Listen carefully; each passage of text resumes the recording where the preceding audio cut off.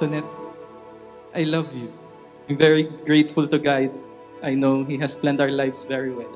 He has planned our lives in details, and as I go along to figure everything out, I found you. There are so many people and names to connect, but He chose you and me. When I reminisce how we met mula sa isang friendship hanggang sa naging si Waki at si Chichay, ang katrendingan ng Got to Believe, I can't help but smile. Who would have thought it will go this far and it will be dug this deep? It began in the most common and then exciting way. As classmates, as friends, nagsimula sa tuksuhan, sa biru-biruan, hanggang sa naging totohanan. And I'm so lucky to be one of those few people who get to marry their first love.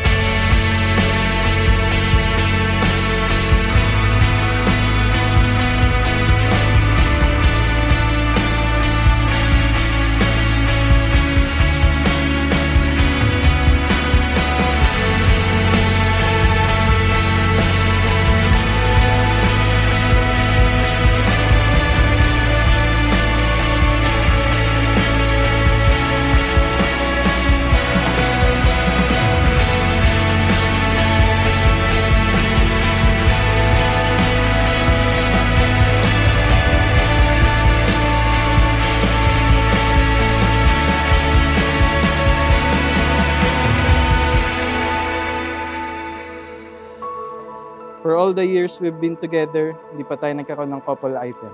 From Nanang. So here's another Ano first for bibigay? us. Suot ko na yung kapartner niyan. And may this gift serve as a constant reminder that you have made every minute of my life extra special. See you later. Bawal mali. Love you. Love Tonet. You may not know this, but you have become my hero since that day that I was born again. God has used you as an instrument to save my soul, and for that alone, I am eternally grateful. You love me in ways that I never imagined were possible, and in ways that I never realized I deserved. You are the strength I didn't know I needed, and the joy that I didn't know I lacked. And I consider myself extremely fortunate to have witnessed firsthand how good and genuine your heart is. Kinakabahan ka? Hindi. Wala kang nakukuha ang sagot sa akin.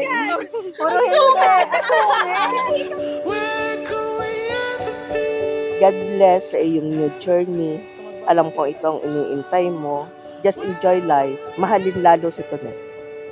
Thank you. Thank you, ma'am. Like a love oblivious. All the time can hold. Take a chance to feel all it is and all we know.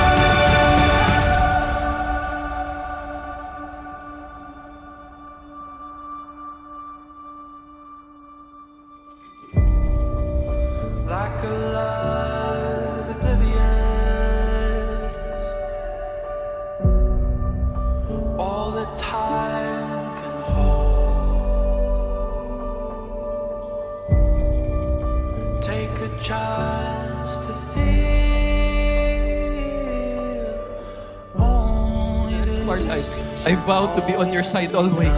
I will laugh and cry with you. You stayed when I was at my lowest point, and you helped me to be the best version of myself. And I promise to do the same for you, always. I promise to give our family the life that we have always dreamed. I promise to continue dreaming dreams and fulfilling those for you and our future children. This is to capture our memories together. I'm excited to see you later. I love you. Thank you. Babayaran ko pa to. I promise to always make anywhere a good place and anytime a good time. This life will never be easy, but trust me, it will be a fun ride with the Lord in the driving seat. I love you. Bigay ng 10 payo sa pag-aasawa, una sa kay Nico at kay Tonet, at maging sa atin pong lahat. Ang number 1, mga kapatid, ay lagi nating tandaan, lagi niyong tandaan, Nico at Tonet, na kayo ay regalo ng Diyos para sa isa't isa. Remembering that your spouse is a gift from God is a healthy thing to do. It will somehow help you avoid thinking that your spouse is just a chance or a worse mistake. Totoo naman talaga, mga kapatid, na ang asawa po ay regalo ng Diyos. Tingnan niyo yung mga asawa niyo. Yan. Okay? Ang asawa po ay hindi lang napulot kung saan. Ang asawa po ay hindi galing sa impyerno. Lalong hindi po ito hulog, mga kapatid ko, kung saan lang. Ang asawa po ay regalo ng Diyos. So, lagi po nating tatandaan, Nico at Tonet, lagi yung tandaan na ang mga regalo ng Diyos ay palaging mabuti. Sabi nga sa Bible, every good and perfect gift is from above. At ang asawa mo ay isa sa mga mabubuting regalo ng Diyos sa iyo. Ang ikalawa, ipakita at ipadama ang pag-ibig sa paraang gusto niya. Okay? May mga mag-asawang nagsasabing, hindi ko nararamdamang mahal ako ng asawa ko. Ang dahilan, kasi hindi po siya minamahal sa paraang gusto niya. Baka naman kasi hindi sinasabi ng asawa kung paano niya gustong mahalin siya. No, hindi masama po at lalong hindi nakakahiya na sabihin sa iyong asawa kung paano mo ibig kang mahalin. Pwede mo yung sabihin, Tonet, no? At Nico. Malaking tulong din po kung tatanungin mo ang iyong asawa kung paano kanya gustong mahalin. Lalo kang mamahalin ng asawa mo kung mamahalin mo siya sa paraang gusto niya. Ang ikatlo po sa ari-arian at pera ay huwag magkanya-kanya.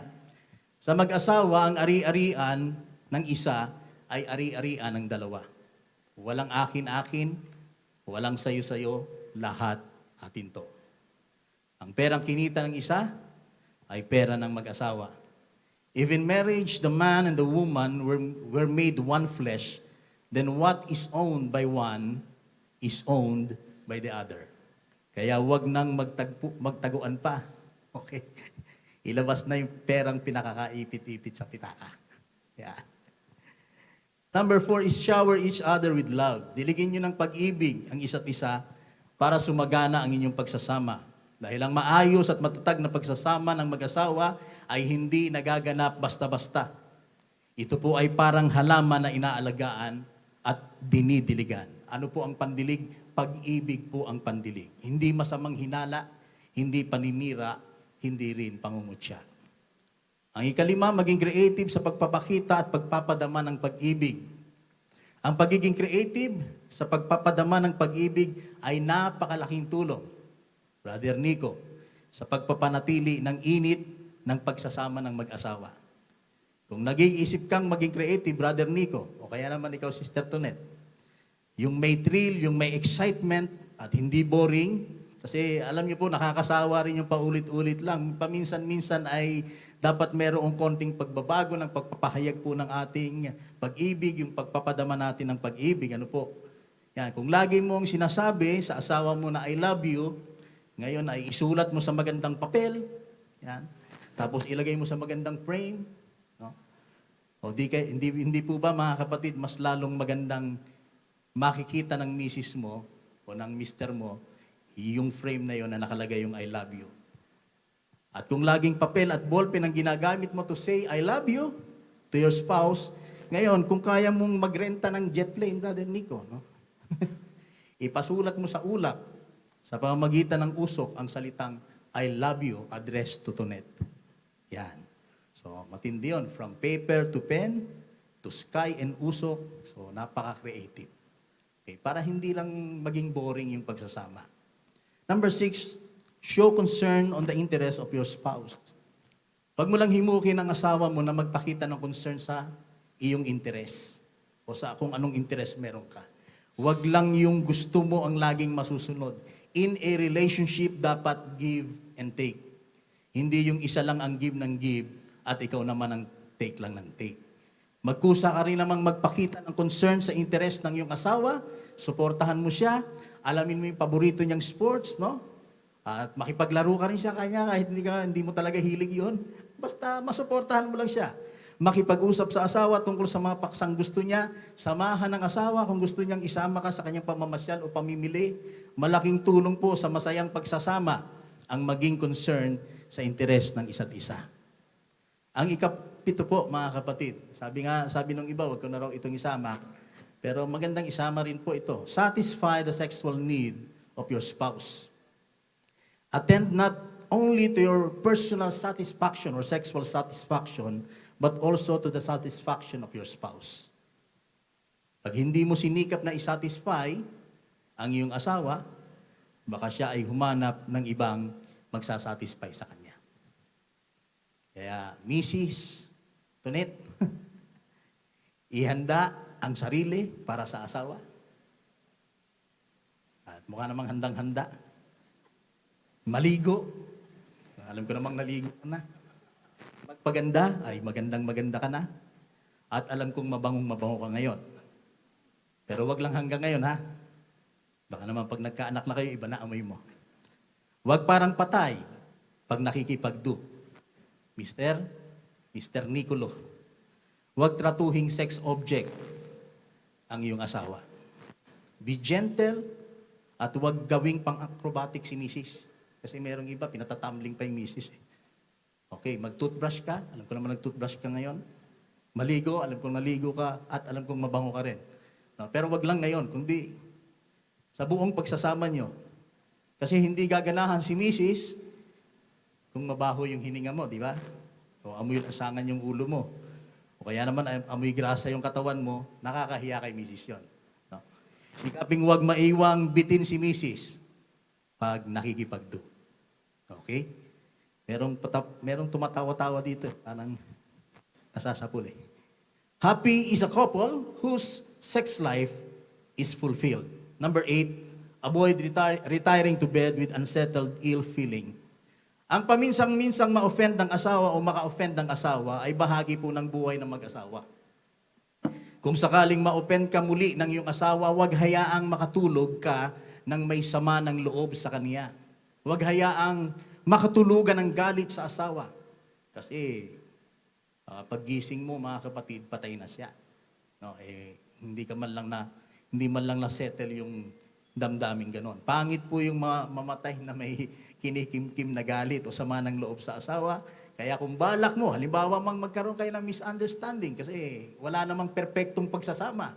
Kung balak mong bukas ay alisin ang iyong dibdib o sa iyong dibdib ang samang loob ng dulot ng iyong asawa, huwag ka na maghintay ng bukas, kundi gawin mo ngayon bago mahuli ang lahat. Number 9, be gentle and tactful in correcting an error committed by your spouse. Walang asawang perfect. Lahat nagkakamali. If you need to correct an error committed by your spouse, be specific.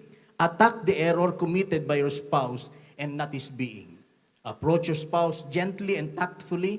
Kung hindi ka magiging maingat at matalino sa pagtutuwid sa pagkakamali ng iyong asawa, lalong magiging magulo. Magiging sanhi ito ng kaguluhan ng inyong pagsasama. Now, tandaan po natin, dapat lamang ituwid ang pagkakamali o kasalanan ng asawa, but make sure to do it intelligently, tactfully, and cautiously. Remember, in making corrections, don't forget to offer solutions. And number 10, ang huli, manalangin kayong magkasama. Sikaping wag lumipas ang isang araw na hindi kayo makakapanalangin mag-asawa. Manalangin pagkagising sa umaga, manalangin bago matulog. Ang magkasamang pananalangin ay napakalaking tulong. Hindi lang sa bonding ng mag-asawa, kundi maging sa pagharap rin sa anumang problema. Alam nyo, may mga problemang ang hirap lutasin ng patayo. Subalit walang problema na hindi malulutas kung ang mag-asawa ay paluhod na mananalangin magkasama. Tandaan nyo, ang isang buong araw ng mag-asawa ay maapektuhan ng ilang minutong magkasamang pananalangin nila. Sa akin pong pagtatapos, baka may natutuwa na, salamat, tapos na. Be resolved to live with your spouse all your life.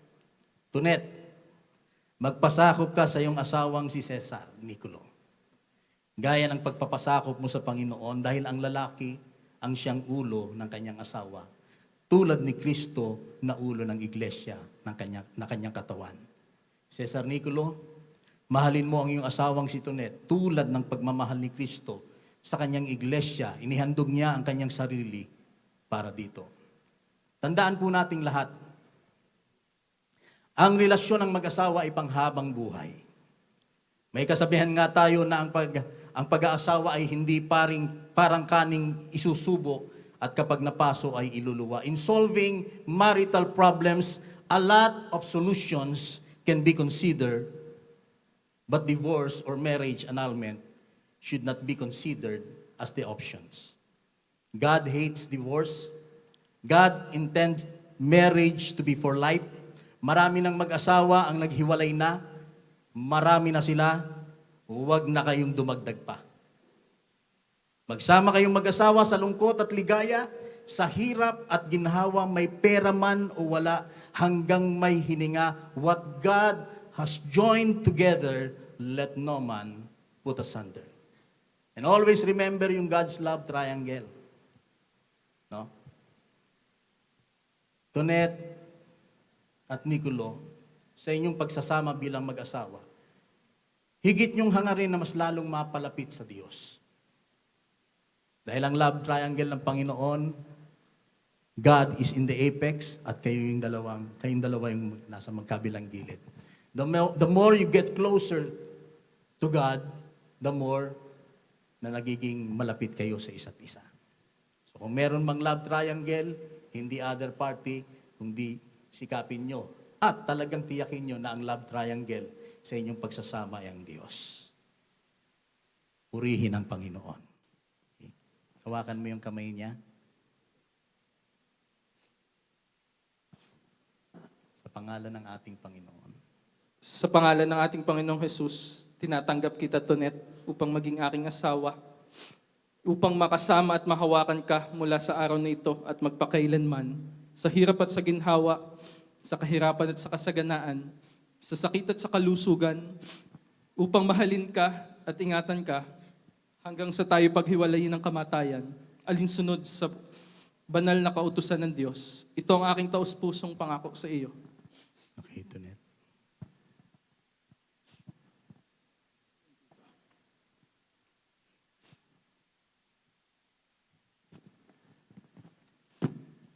Sa pangalan ng ating Panginoong Jesus, tinatanggap kita, Niculo, upang maging aking asawa, upang makasama at mahawakan ka, mula sa araw na ito at magpakailanman, sa hirap at sa ginhawa, sa kahirapan at kasaganaan, sa sakit at sa kalusugan, upang mahalin at ingatan ka, hanggang sa tayo paghiwalay ng kamatayan, alinsunod sa banal na kautusan ng Diyos.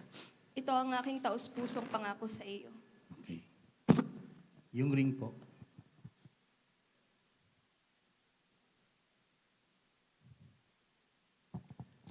Ang mga singsing na ito ay panlabas at pisikal na simbolo ng isang espiritual at panloob na pagbubuklod ng dalawang pusong nangakong tapat na magmamahalan. Ito ay gawa sa ginto, sumisimbolo ng kadalisayan na dapat maghari sa inyong pagsasama. Ito ay bilog, nagpapahiwatig na ang pag-ibig ninyo sa bawat isa at sa Diyos ay dapat walang katapusan. Tanggapin ninyo ang singsing na ito tanda ng inyong pagkilala sa pag-ibig ni Kristo sa inyo at sa pamamagitan ninyo.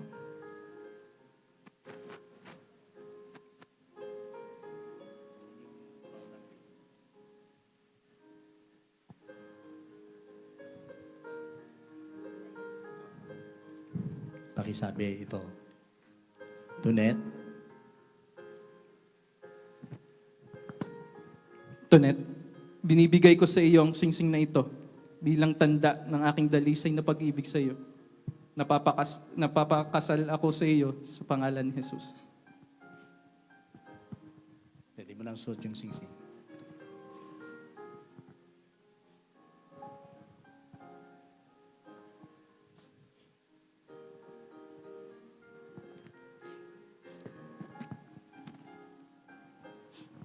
Nicolo, ibinibigay ko sa iyo ang singsing na ito bilang tanda ng aking dalisay na pag-ibig sa iyo.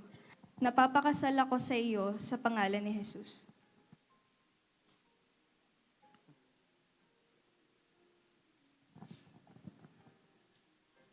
Okay, load mo na kayong dalawa. I love you. I'm very grateful to God. I know He has planned our lives very well. He has planned our lives in details, and as I go along to figure everything out, I found you. There are so many people and names to connect, but He chose you and me. When I reminisce how we met mula sa isang friendship hanggang sa naging si Waki at si Chichay, nung katrendingan ng Got to Believe, I can't help but smile. Who would have thought it will go this far and it will be dug this deep? Knowing you and of course loving you totally changed the landscape of my being. You made me look further. I now know that there's more to life. Thank you for always loving me in ways I never knew possible. Salamat sa pagtanggap. Sabi mo kahit hindi pogi, basta yung nakakatawa. Eh ano ka ngayon? Hindi nakakatawa nga lang binigay sa iyo. Hindi ako perpektong anak, hindi ako perpektong profesional, hindi ako perpektong lingkod ng Diyos. Pero salamat sa pagtanggap. This is exactly the day that we have prayed for. Naalala ko nung nagsimula tayo magplano nito. Wala tayong hawak na pera.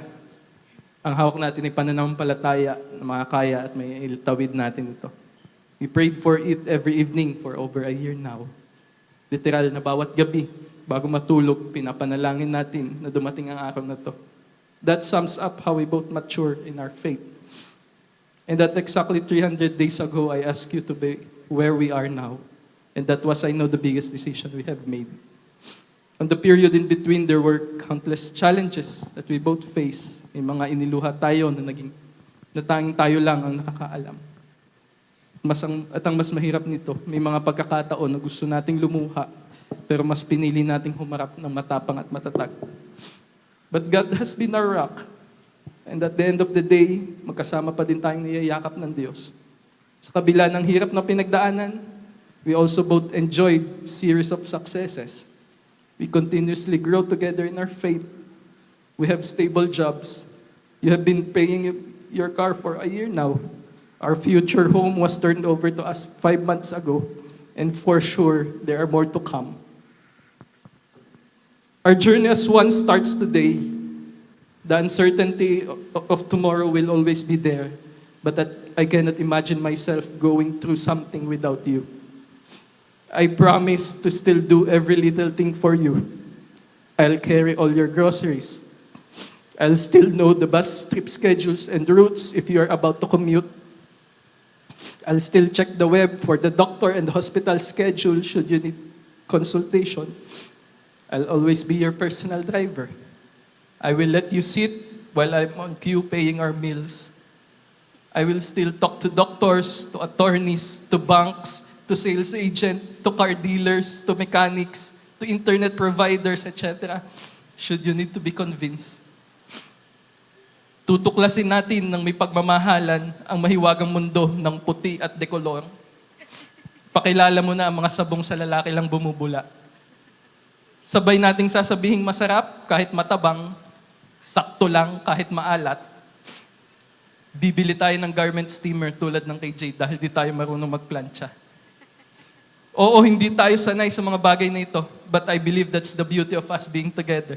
We'll explore and learn together. The bigger things, I promise to love you for the rest of our lives. I vow to be on your side always. I will laugh and cry with you. You stayed when I was at my lowest point, and you helped me to be the best version of myself. And I promise to do the same for you, always. I promise to give our family the life that we have always dreamed. I promise to continue dreaming dreams and fulfilling those for you and our future children. We'll celebrate our successes and learn from our losses. I'll make sure that we'll create memories. We'll go to different places. Hindi ka na si Chichay. You'll be the queen in our tiny home where you'll always be honored and respected. And I assure you of that. I promise to always make anywhere a good place and anytime a good time. This life will never be easy. But trust me, it will be a fun ride with the Lord in the driving seat.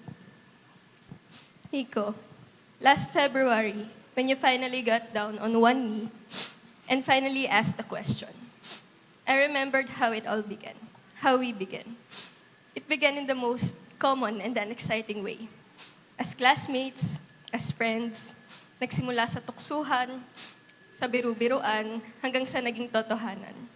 And looking back, sa dami ng pinagdaanan, sa dami ng taong nakilala at pwedeng makilala, what are the chances of ending up with the love of your life for the very first try? And I'm so lucky to be one of those few people who get to marry their first love.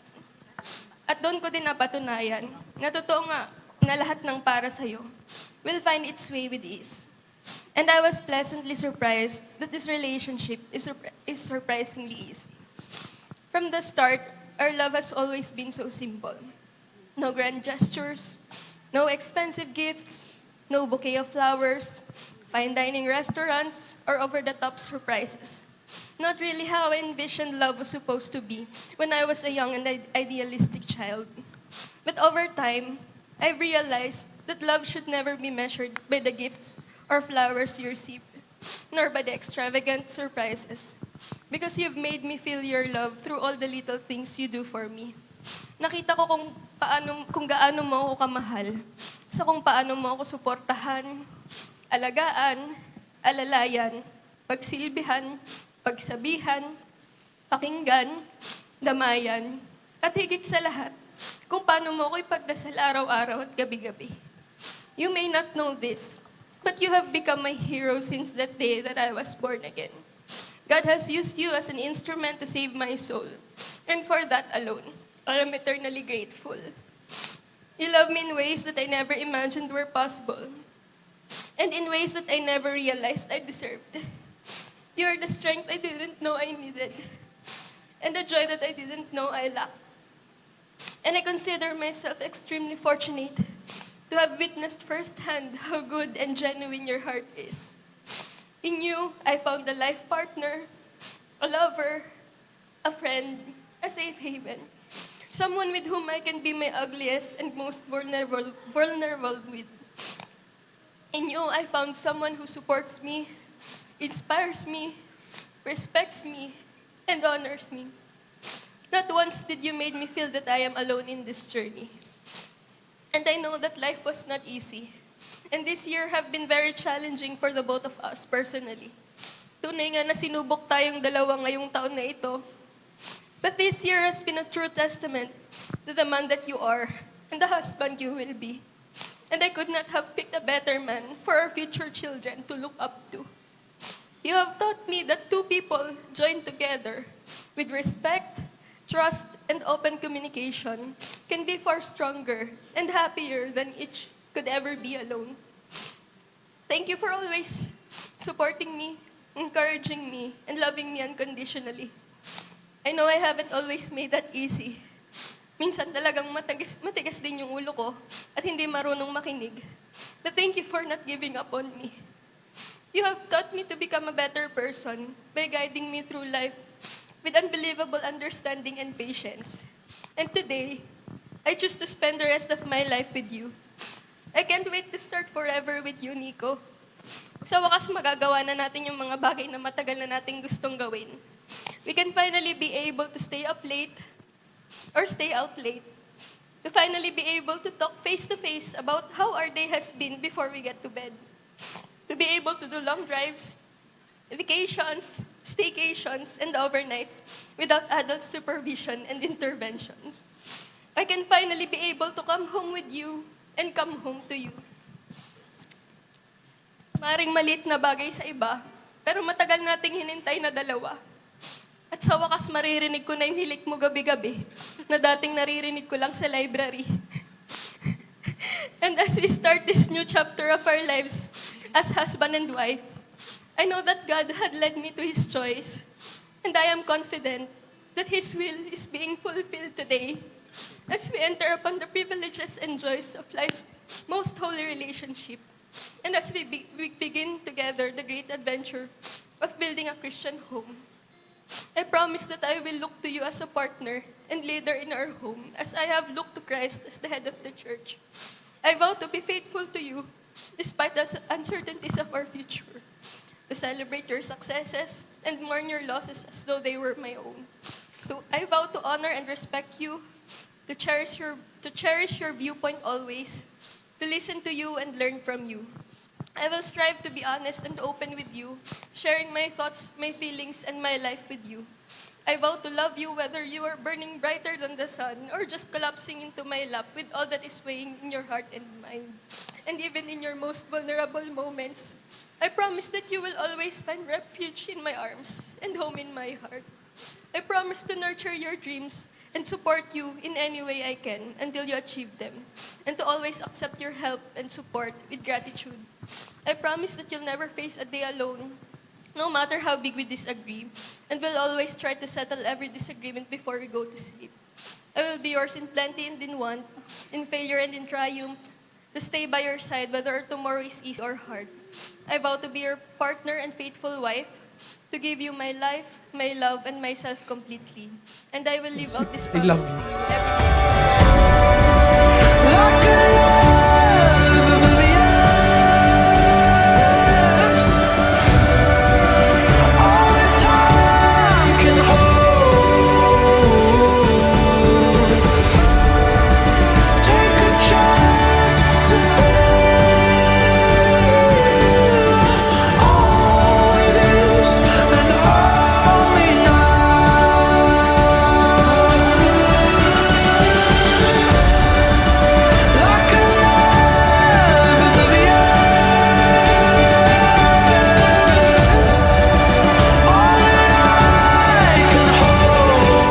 Good evening, everyone po. First of all, I'll introduce myself. So, I'm Kathleen Harriet po, the maid of honor and the best friend of the bride and the best friend-in-law of the groom. So, I'll try my best not to cry as I deliver this konting kwento lang po and congratulatory message to the couple po. So Tonette and I have been friends for almost 23 years already. Ang tagal na po, akalain niyo po yun, ganun nakatagal na pinagtitiisan namin yung isa't isa. Tonette and I po, we're not the bestest of friends kaagad-agad when we were kids. She's not that friendly. Type little girl po noon. Kaya may times na yung mga friends, mga bata pa, inaaway talaga namin siya. We couldn't stand each other at first. Pero all of a sudden, naging close kami. Tapos kami na yung inaaway ng mga bata. How ironic. And I can't remember how everything changed simula nung araw na yan, men. And since then, we have been so comfortable with each other. And we are just happy being together, kahit tayo lang. We became sisters and each other's confident. Nag-iisa kasi siyang anak, so inassign ko na yung sarili ko na kapatid ko na din talaga siya. And mamahalin ko siya at ipagtatanggol ko siya no matter what happened. And never have I imagined that this is how our friendship will blossom. Actually po, once lang kami naging mag-classmate ni Tonette simula nung kinder hanggang college kami. And we have really separate sets of barkadas and friends. And noong college, even nung mag-work kami, we rarely see and talk to each other. Pero what amazes me is ramdam namin kapag hindi talaga okay yung isa't isa. We always find time for each other. Kaya whenever we have that precious time, pwedeng tatambay lang kami sa harapan ng bahay, sabay kami sa jeep pa uwi, kakain ng inihaw na dugot isaw kay Kalude. Or maglalakad kami mula kanto ng San Roque hanggang bahay, tapos magkakwentuhan lang kami. Tamang live updates sa isa't isa or magchichismisan. And yes po, opo, we're certified marites. And you know what, men, kidding aside, these were the moments that I will always cherish with you. Napakasimple lang kung tutuusin, pero ito yung mga oras na nagpatibay sa pagkakaibigan nating dalawa. And one more thing na gusto nating gawin, what we love to do, aside from singing Top of the World sa videoke, ay ang kumain sa Jollibee noong college para doon din mangarap, umiyak, kiligin, o tumawa na magkasama. Bukod sa bida ang saya ang Jollibee, that's where you also confess to me na may nanligaw sa'yo. Nang malaman kong si Nico, natuwa ako at sabi ko sa'yo, mabait at gentleman siya kasi naging kaklase ko siya. But at the same time, I was also scared that you might get hurt.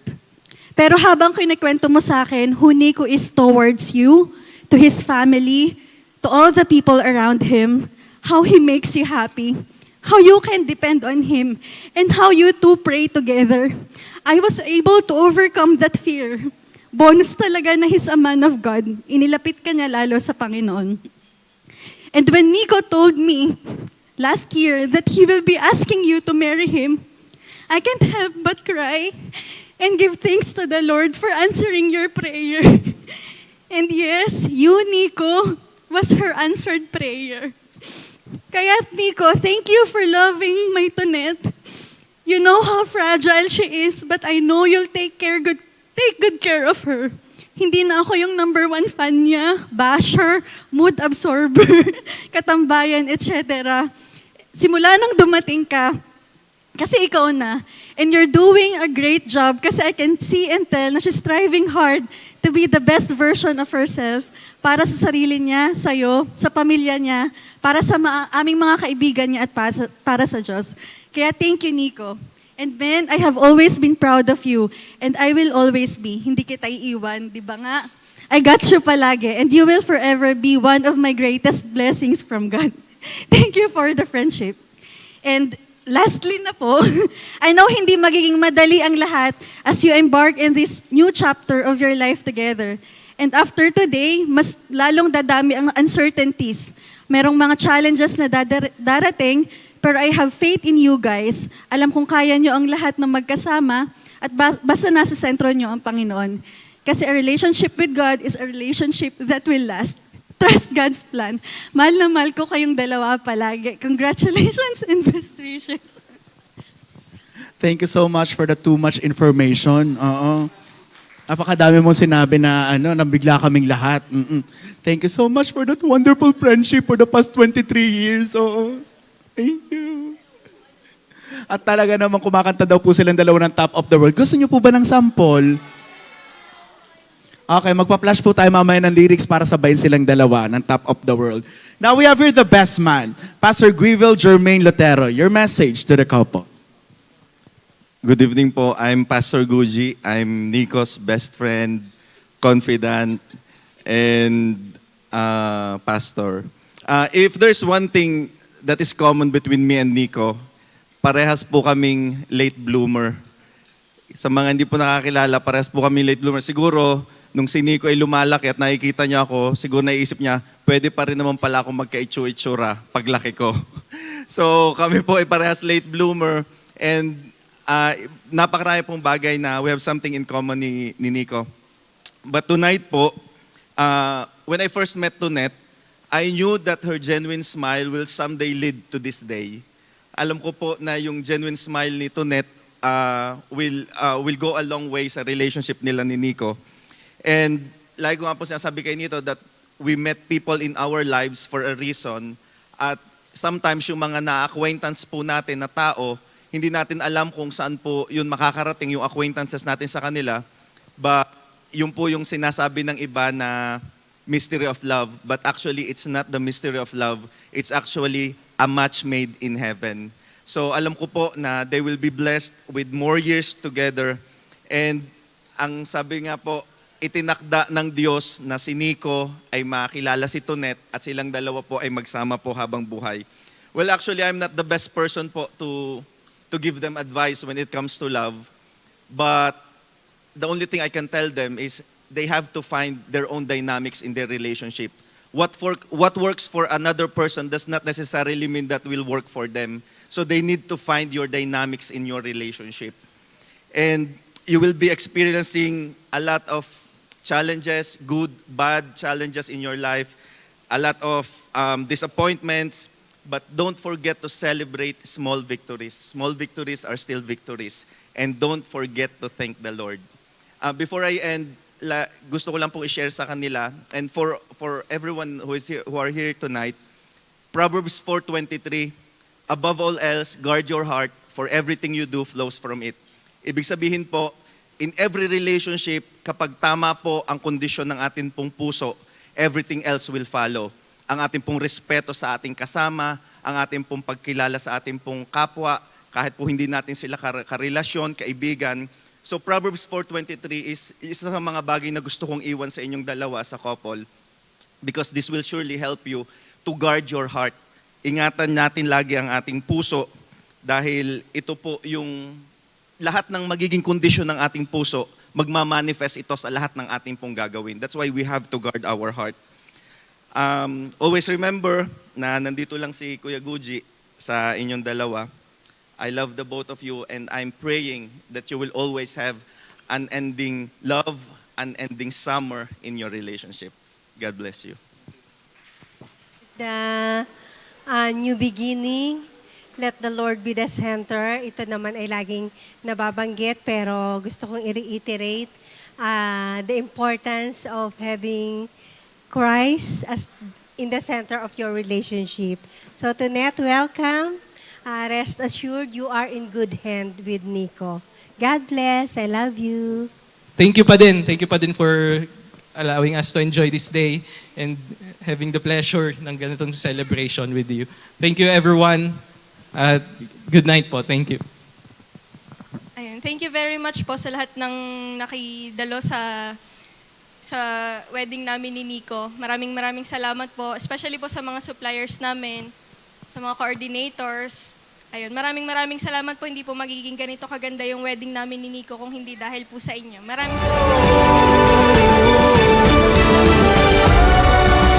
Take a chance to all it is and all it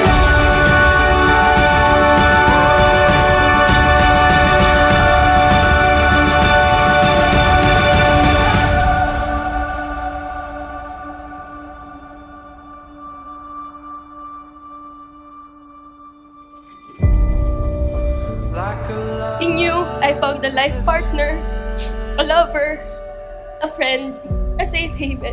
I can't wait to start forever with you, Nico. I can finally be able to come home with you and come home to you. I vow to be your partner and faithful wife, to give you my life, my love, and myself completely. And I will live out these promises to you every moment for the rest of my life.